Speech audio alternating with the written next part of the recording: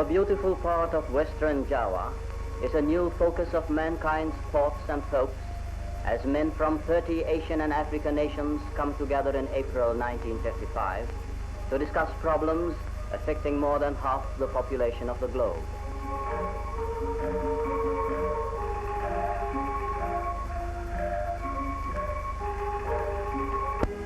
Centrally located and reachable by good roads of Java, Bandung has many shops featuring not only imported products but also the work of talented Indonesian craftsmen. And the sidewalk cafes give a holiday air to the city. In the open-air markets are sold fabulous fruits and vegetables, many of them unknown outside the Indonesian archipelago.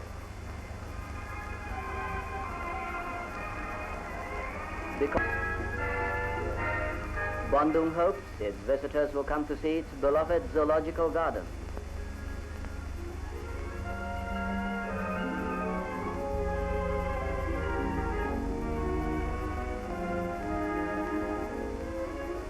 They may go farther afield for swimming, picnicking, hiking, and riding at one of the nearby mountain resorts,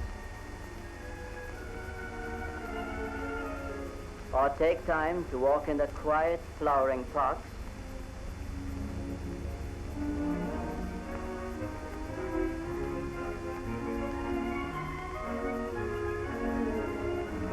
or visit Lake Situ Aksan for boating or fishing.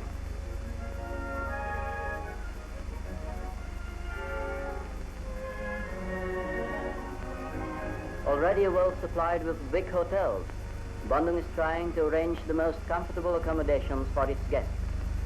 Such refinement of service as attention, although part of the Paris of Java reputation rests in such chic displays as a frequent fashion show, Bandung thinks its guests may be less charmed by such Western attractions than by the everyday sight of Indonesian ladies in their customary garb. The culture of the Bandung area is Sundanese, and this dancing troupe recently appeared in an Asian tour. Such programs are to be frequent attractions for conference visitors.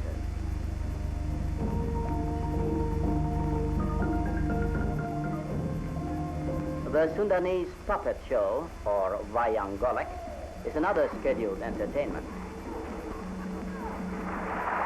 A modernized version of an ancient art. The traditional sleepy atmosphere of the tropics plays no part in the character of Bandung, for its face is a brightly modern one. Though most of Indonesia's people are Muslim, the nation is broadly tolerant of all religions. In the city, there are representative churches of many faiths. The buildings where conference meetings will be held are being repaired, renovated, and painted. Bandung has had conferences before, but never one of this magnitude or importance.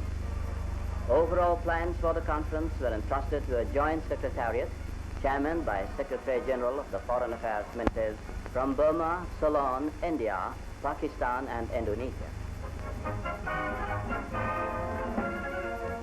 It's their job to see that housing, transport, communications, and other factors are brought to optimum standards so that the conference, once begun, social and scientific activity. The Bossa Observatory is a contributor to Indonesia's fund of scientific knowledge. So too is the Pasteur Serum and Vaccine Institute.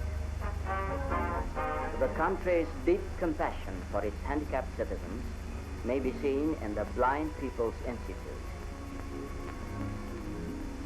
and in the progress made in the education of deaf-mute children.